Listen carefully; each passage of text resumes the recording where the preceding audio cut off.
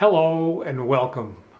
I received a comment from Jack, a subscriber, asking if I would consider doing a tutorial on how to accompany yourself and other singers. And my reply to Jack, I told him that, well, his suggestion was a very good one. I pretty much confine my singing to the shower. In other words, if I sang in public, I'd clear the room. However, after giving it some serious thought, I decided that it would be a worthwhile and helpful venue to post. So I'll make a deal with you. I'll do my best to provide you with an interesting tutorial if you'll indulge my lack of singing ability. For the most part, the accompanist uses open harmony voicing technique, minus the melody, of course. So you won't see me accompanying myself or anybody else for that matter by just plunking down a chord. Rhythm, wider than a mile. There's no bass movement or anything like that. And likewise, if I put in a bass movement and did something like a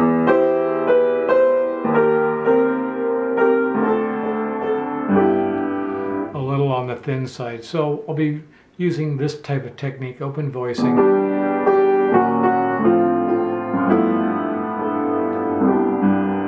That type of idea. So how do you do open voicing? Check out my previous postings on the subject. Over the years as a teacher and professional musician, I've accompanied many singers in my time. I find they fall into one of three groups.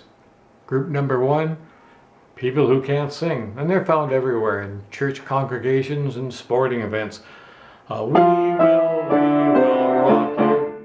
Need to be led by the nose. The melody must be up front and center, easy to hear, and very simplistic harmony underneath it for support. I'm going to take a Bob Dylan song, Blowing in the Wind, great little old protest song. I don't think Dylan ever did it in the key of A flat, but since today I'm the singer, I get to choose the key, so if you'll indulge me, I'll do it in A flat. Basically, in the case of these people, you just play the song and they follow along. And how many roads must a man walk down before they call him a man? Group number two, singers who could use a little help along the way with the odd melodic cue. I might set them up with a small introduction.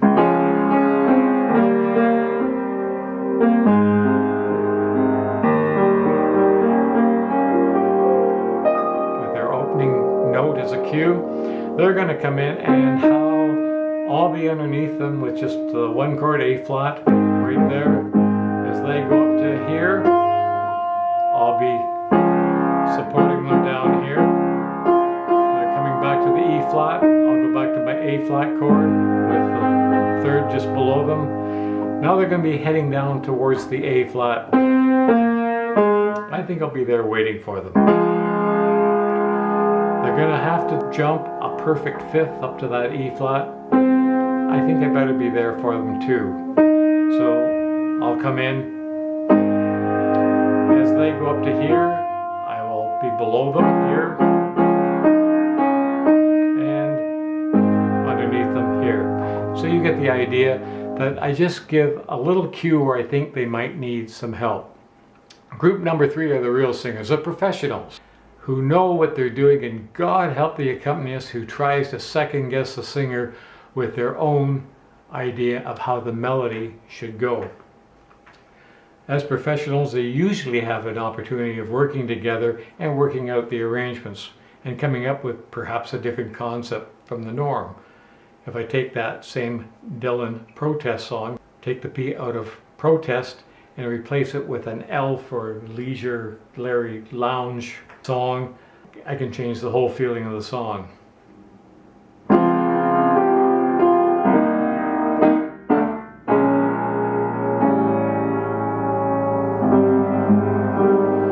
How many roads must a man walk down before they call him a man? Well, the answer, my friend,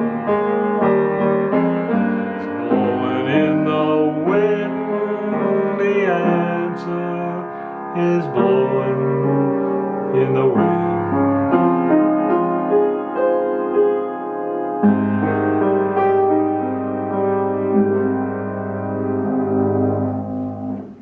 If you notice, coming into the conclusion, the answer, my friend.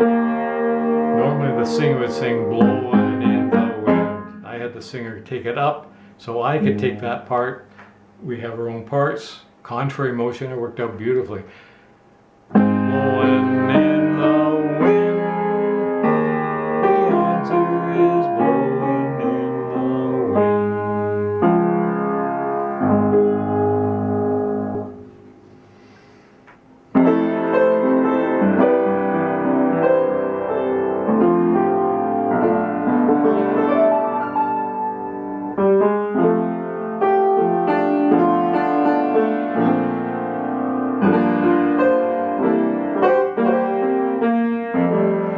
Most of you would recognize that as the opening to the Ray Charles classic Georgia on My Mind. Great song. That's part of the accompanist's job, is to set up the mood and the feel, and also set it up so the sing can slide in beautifully. Georgia on My Mind has some long value notes such as 1 and 2, 3, 4, 1 and 2, 3, 4. Well, on those long value notes, the accompanist better be doing something to keep the music moving, or it's just going to grind to a halt. Likewise, at the end of a verse, the accompanist is going to have to do a bit of a turnaround, maintaining the style and continuity and feel of the song as he comes back around again for the singer to slide back in for verse 2. Let me see if I can give you some ideas of that. Sorry, not F, I'll have to slide into A flat.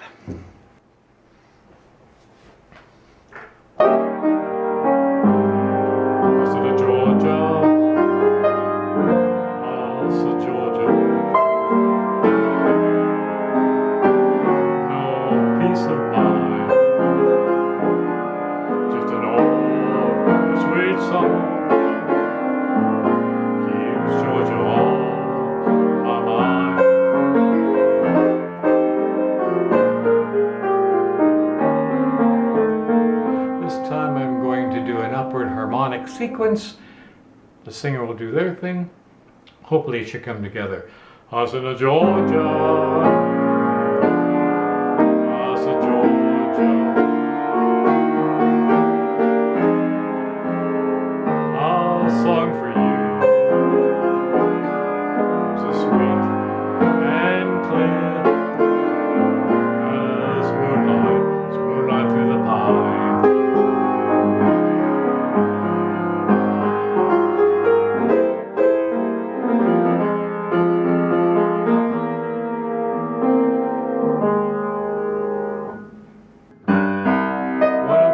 Songs that showcases singer and his accompanist is that Sinatra classic, One for My Baby and One More for the Road.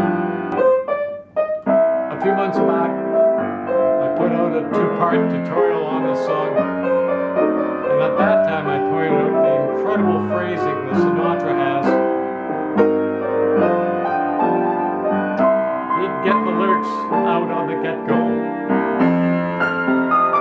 He'd leave the rest of the room for his accompanist to do some nice little diddles here. I was the marriage made in heaven. It's Saturday night. There's no one in the place except you and me.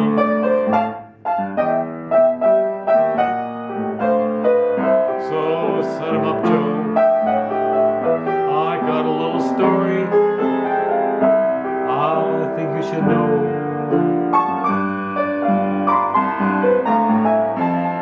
We're drinking, my friend, to the end of a brief episode. I'll make it one for my baby and another for the road. A little change of key here. I know the routine put another nickel in the machine. You know, not all singers can be accompanied. I grew up in the rock and roll era. Early rock still used the first and the third beats of the bar as strong beats, as in that Elvis classic, well, it's a one for the money, a two for the show, a three to get ready and go, can't go and no. Step on my blue slates, 1 and 2 and 3 and 4 and 1 and 2 and 3. You can do anything but lay off of those blue slate shoes. Then some rock started to lock horns with the music establishment. Great gospel singers such as Ray Charles, James Brown, and Stevie Wonder, and many more, appeared and helped the anti-establishment movement by shifting the strong beats from 1 and 3 to 2 and 4, as in 1, 2, 3, and 4. Chicka bang. Same idea that the guitar player does.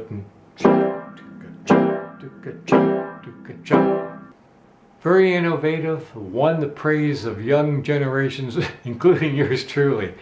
Interestingly, the Beatles, a decade later, still stuck with the traditional first and third strong beats. Songs like Yesterday, Let It Be, Michelle, and even the up-tempo songs She Loves You and Twist and Shout. However, aside from the Beatles, the anti-establishment movement continued to the point where some singers just cannot be accompanied by a keyboard player. Heavy metal and rap come to mind. In that medium, melody and harmony are suppressed or totally eliminated altogether. Had to be replaced with something. It was replaced with what used to be the background of traditional music, that being the rhythm, the drums, and synthesized sounds. So with virtually no melodic or harmonic consideration, and only a drum machine to produce forward movement and energy, the traditional keyboard accompanist for that venue was gone. Let's finish up with a fun version of a rock song that emphasizes that second and fourth beat. 1, 2, 3, and 4. Chicka bang. And again, same idea that the piano player is going to do for this particular venue, this rock song. Obviously, I'm not going to be anywhere near the melody. There isn't a lot of melody to be around anyway. But it's going to be the accompanist's job to not only provide the harmony, but provide the rhythm. Same as the guitar. Doom, chick, boom, check.